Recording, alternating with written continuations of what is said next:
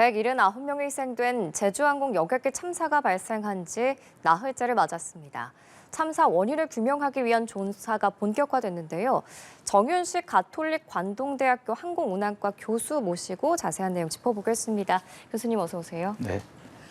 네, 먼저 새해는 밝았습니다. 새해 복 많이 받으시고요. 예. 항상 건강하시고요. 예, 참사가 발생한 지 벌써 나흘째입니다. 이제 한미 합동조사팀이 본격적으로 사고 현장 조사에 나섰는데요. 지금 이번 참사의 규모를 키운 원인으로 그 활주로 로컬라이저, 이 방위곽 시설이 주목되고 있는데 네. 먼저 이 구조물이 어떤 역할을 하는 건지 한번 자세히 짚어보겠습니다.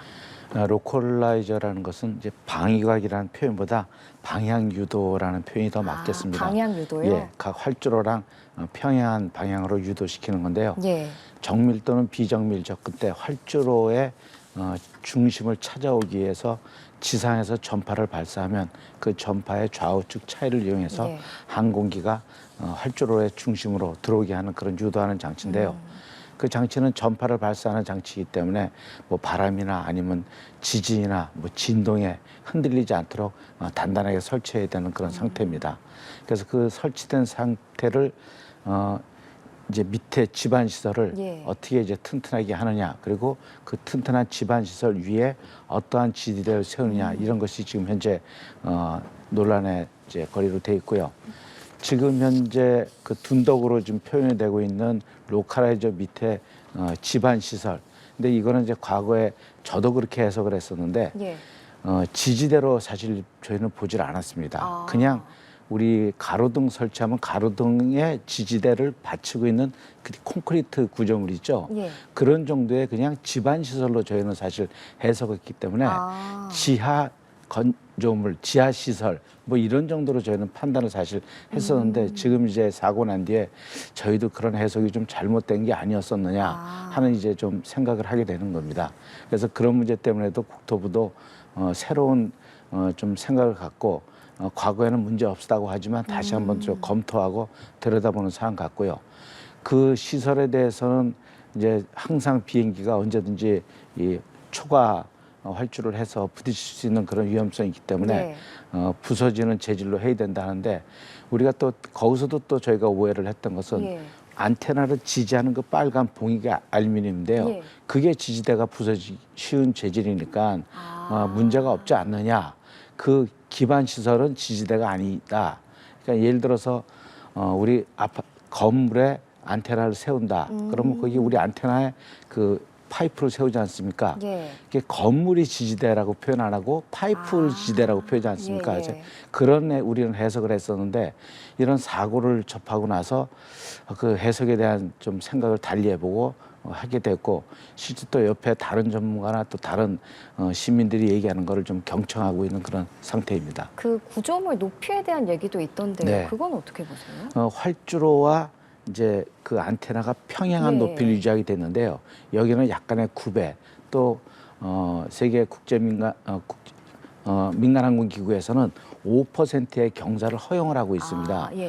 근데 여기는 약 한 1% 정도의 경사가 있거든요. 그러니까 그 경사를 맞추기 위해서 거기를 그 콘크리트 구조물로 받침대를 만든 거죠. 그러니까 평행하게 만들기 위해서 받친 거잖아요. 원래 제일 좋은 거는 거기에 흙을 복토를 해서 활주로랑 똑같이 맞춰주면 지금 다른 공항에도 사실 그 흙 밑에 그런 단단한 구조물이 있습니다. 근데 이제 여기는 경사가 지다 보니까 거기에 복토를 하지 않아가지고 이게 노출돼서 그런 현상이 일어났는데요.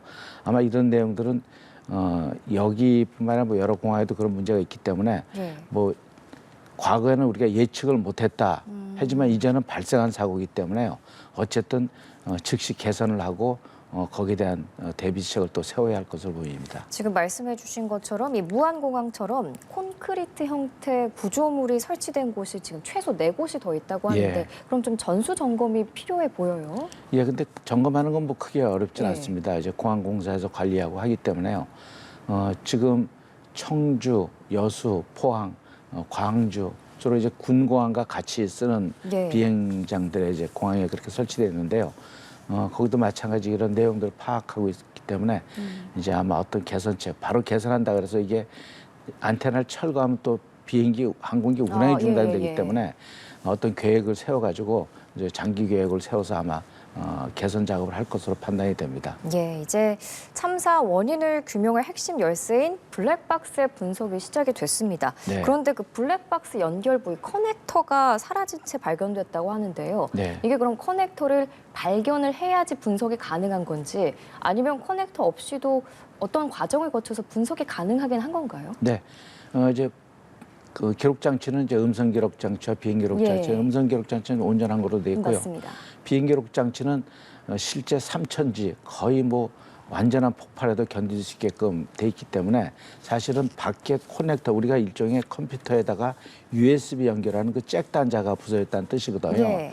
그렇기 때문에 내부는 아마 온전하기 때문에 분해가 되면 그 메모리 보드에 선이나 아니면 다른 장치를 연결해서 데이터를 추출하는 데는 큰 문제 없을 것으로 이렇게 보고 있습니다. 이게 뭐 조류 충돌 얘기도 계속 나왔었고요. 네. 그런데 한쪽 엔진이 조류 충돌로 손상이 됐더라고 하더라도 뭐 다른 한쪽 엔진으로 전력 공급이 가능하다 이런 얘기도 나왔었거든요. 네, 전력뿐만 아니라 유압, 그 다음에 엔진 추력, 나머지 전체적으로 한 엔진만 가지고도 모든 운영이 가능하도록 설계가 되어 있습니다. 예.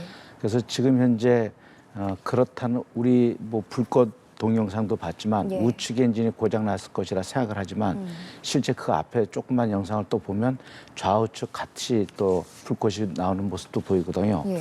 그리고 항공기가 통째 착륙하는 과정과 접근하는 과정 등을 봤을 때는 실제 나타나는 현상은 두 엔진이 다 정지되었던 그런 현상처럼 보입니다. 그래서 유추하건대 혹시 나머지 좌측 엔진도 고장이 났든지 당시에는 그래도 상태가 좋았지만 예. 점점 접근하면서 마저 손상을 다 입지 않았나. 그리고 뭐 그 이외에 뭐 다른 원인에서 둘 다 손상을 입어서 결국은 동체 착륙을 하게 되지 않았나. 그래야지만이 전력, 전체 유압 모든 그 항공기에 내리는 그런 장면들이랑 유사하게 이렇게 연결이 되는 그런 모습을 보이기 때문에요. 예. 그런 유추 해석을 한번 좀 조심스럽게 해보고 있습니다. 그럼 교수님께서 보시기에는 엔진 두 개가 다 고장이 났을 가능성이 높다라고 보고 계신 예, 거죠? 그러는 거죠. 예, 알겠습니다. 오늘 말씀은 여기까지 듣도록 하겠습니다. 지금까지 정윤식 가톨릭 관동대학교 항공운항과 교수 모시고 얘기 나눠봤습니다. 고맙습니다. 네.